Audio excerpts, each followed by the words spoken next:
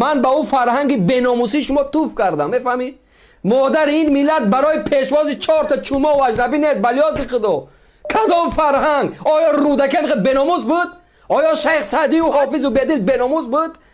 آیا ابن خیام و نمیدونم آیا ابو ریحان بیرونی و آیا امام اعظم و امام ابو حنیفه و دیگر مثل همین روزا ملت بیناموس بودن؟ شما فرهنگ میگین؟ کدام فرهنگ؟ فرهنگ اگه رحمان و قطعی 4 تا سگاش امروز برای ملت پیاده کرد همون فرهنگ است؟ زمان شوروی 70 سالی کمونیسم ملتی که بدبخت نبود، از کدام فرهنگ گپ میزنین شما؟ زمانی که پیامبر خدا از سلمان فارس قصه میکرد بهترین عالم بود، بهترین دانشمند بود، از علمی او قصه میکرد. شما اومدن امروز یک رقص و بازی لوچ و اوریان و برهنه را فرهنگ میگین؟ کامیرا تگیری ها که کنین فرهنگ دارید، لوچ برقص در پیش مردم نمیرقصی. زنهای مردم از شما استفاده بردن در بلا هستین، ولی زنهای خطان خواهرای خطان براتون عزیز است، میتونین رقصیده پیش دوربین دمه برو برقصین خطون. نه نمیرقصین. برای چی؟ به خاطری که شما مردهای این ملت بیناموس کردین، در بدر کردین. 2 میلیون مرد این ملت کوچه به کوچه روسیه میگرده، زنهای ملت در خدمت سامان جان، اسماعیل، طاهر، زاهر، حسن، حسین.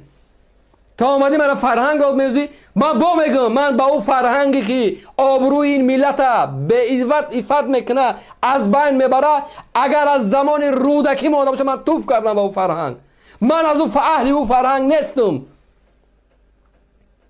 ملت، زن این ملت باید آبرو داشته باشه، مادر این ملت باید الگو باشه، قدر داشته باشه که فردا سینا تولد کنه. چرا سینا دیگر نمیبیو؟ چرا خیام دیگر این ملت بجز از مهاجر دیگر سینا و خیام و بدیل نمیزاید؟ چرا فقط کی بزاید؟ مهاجر. کی میزاید؟ مهاجر. کی میزاید؟ مهاجر. چرا انایی عفت و ناموس از بین رفت؟ چرا لایق نمیشود دیگه؟ با دور نمیرین 10 عصر.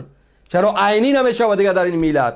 چرا ترسونزاده دیگه در این ملت نمیبیاد؟ چرا شیرک نمیبیاد؟ چرا تیمور ملیک نمیبیاد در این ملت؟ فقط سامان جان، طاهر جان، حسن جان، حسین جان 4 تا الکشی رقاصه میبیاد. چرا گجا شد ما در این ملت دیگر سینا زیبونیسا نمیزاید؟ چرا گل رخسار صفیق دیگه این ملت نمیزاید؟ چرا گجا شد آبروی این ملت فقط زاده جمشید و روشن و مهاجر. شما فرهنگ میگین. میمانیم اگر